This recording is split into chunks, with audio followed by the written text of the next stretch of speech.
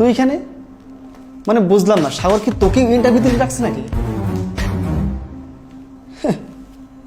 তুই ইংরেজি পত্রিকা পড়িস? তুই ইংরেজি পড়তে পারিস?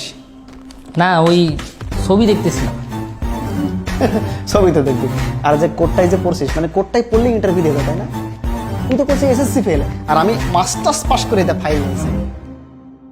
মানে বুঝলাম না সাগর তোরে কেমন এখানে ডাকছে। সাগর আসুক। আচ্ছা তুই এক কাজ কর, তুই এখানে বস, আমি সাগরকে ডেকে দিচ্ছি। ঠিক আছে। কিরে কখন আসলি? এই তো কিছুক্ষণ আগে। তার আগে একটা কথা বলতো, তুই আমাকে ডাকছিস চাকরি দেওয়ার জন্য, কিন্তু নুরুল মামুনকে কি তুই চাকরি দেওয়ার জন্য ডাকছিস নাকি তুই? মানে বুঝলাম না, একটা এসএসসি ফেল ছেলে আর আমি একটা মাস্টার্স পাস, তুই তো আমার সম্মান রাখবি না। তোরে ওইটা বলার জন্য আমি এখানে ডাকছি, চল আমার সাথে। আচ্ছা ঠিক আছে। আরে আয় রে ভাই, আমি তোর বললাম, তোর বুঝে বলতেছি। দেখ দেখ দেখ ওর কাজটা দেখ। আরে ভাই এটা বসেছে, তুই এখানে বসছিস কেন? শোন, আমাদের চাকরি এবার হবে না। আরে ভাই তুই বস, আমি তোর বুঝে বলছি। আর আমি বসতেছি, ওর আগে উঠতে বল। এই তুই ওঠ ওঠ ওঠ ওঠ। ও আমার সেই কখন থেকে বলতেছে যে মামুন এখানে কি করে, মামুন কি এখানে চাকরির জন্য ইন্টারভিউ দিতে আসছে, কিন্তু ও জানেই না যে মামুন এই অফিসের বস। কে? ওই অফিসের বস? এটা আমার বিশ্বাস করা লাগবে। যারে ক্লাসে আমরা নুরু নুরু নুরু মামুন বলতাম, ওই আছে অফিসের বস। এই তোর মনে নেই ওই এসএসসি ফেল করা ছাত্র?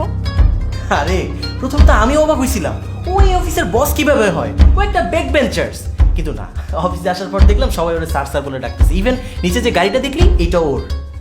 মানে ওরা স্যার স্যার বলে ডাকে, যেখানে আমাদের হেডমাস্টার ওর পাশায় মেরে মেরে বেদ দিয়ে পেশা লাল করে দিয়েছে, আর ওরা আমরা স্যার ডাকবো? হ্যাঁ হ্যাঁ, এটা হইলো কিছু?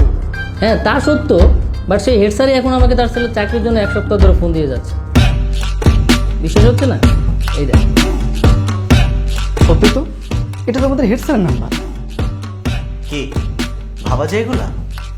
কিছু করার নেই, ভাবা না গেলেও তোমাকে ভাবতে হবে। শোন মামুন, তোর অফিসে ওর চাকরিটা দিয়ে দে। ও কি করছে জানিস? ওর বাবা এত কষ্ট করে 6-6 লাখ টাকা ব্যাংকে জমাইছে, সে সেই টাকা নিয়ে এক দালালের কাছে দিয়েছে চাকরির জন্য। সে তো টাকাটা মেরে খাইছে। তারপর কি করছে, গ্রামে যেয়ে তার জমি জমা বিক্রি করে আবার 10 লাখ টাকা ম্যানেজ করে আরেক জায়গায় দিচ্ছে চাকরির জন্য। কোনো না কোনো ভাবে সেই 10 লাখ টাকা সে উদ্ধার করছে, উদ্ধার করে এখন সে আবার আরেক জায়গায় দিচ্ছে চাকরির জন্য। তুই একটা কাজ কর, তোর পিয়নের চাকরিটা ওকে দিয়ে দে। এই তুই চাটা, তারপর কাগজপত্র এগুলো টানতে পারবি না? পারবি পারবি।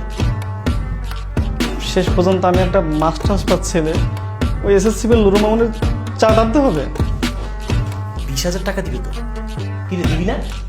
চাকরি না হয় দিলাম, বন্ধুর জন্য তো এতটুকু করতেই পারি। দিবে। কিন্তু আমি তো ভেবে পাচ্ছি না, মানে ও বস হয় কিভাবে? শোন, এসএসসি পাস করার পর তো আমরা ঢাকায় চলে আসলাম, পড়াশোনা নিয়ে ব্যস্ত হয়ে পড়লাম। ও এসএসসিতে ফেল করার পর একটা গার্মেন্টসে গেলো চাকরির জন্য। সেখানে যাওয়ার পর দেখলো কিছু জোর, ও প্ল্যান করলো যে আমি উদ্যোক্তা হয়ে যাব। তারপর সেটা নিয়ে সে ব্যবসা শুরু করে, আর আজকের এই অবস্থা। তাহলে তো আমরা উদ্যোক্তা হতে পারতাম। পারতাম, কিন্তু আমরা করি নাই, ও করছে, তাই আজকেও সাকসেস। তুই যে 16 লক্ষ টাকা নিয়ে চাকরির পিছনে দৌড়ে বেড়াচ্ছিস, এই 16 লক্ষ টাকা ব্যাংকে রাখলেও তো মাসে 16,000 টাকা পেতি। আবার ওই 16 লক্ষ টাকা দিয়ে উদ্যোক্তা হয়ে তুই যদি একটা ভেড়ার ফার্ম দিতি, তাহলে তো তুই আমার মতো স্বাবলম্বী হতে পারতি। এখন তুই দেখ, তুই আমার অফিসে পিয়ন হয়ে চা টানবি নাকি উদ্যোক্তা হয়ে স্বাবলম্বী হবি, তোর ইচ্ছা। আমরা 16 লক্ষ টাকা খরচ করে অন্যের চাকর হওয়ার জন্য প্রস্তুত, অথচ নিজেই কিছু করার জন্য প্রস্তুত নই কেন? আসুন আমরা নিজের জন্য কাজ করি, আমরা উদ্যোক্তা হওয়ার চেষ্টা করি, নিজের প্রতিষ্ঠান করে তুলি। আই হোপ ভিডিওটির মর্ম বুঝতে পেরেছেন। আসুন ভিডিওটি শেয়ার করে অন্যদের উদ্যোক্তা হওয়ার জন্য উদ্বুদ্ধ করি এবং নিজেও কিছু করার চেষ্টা করি।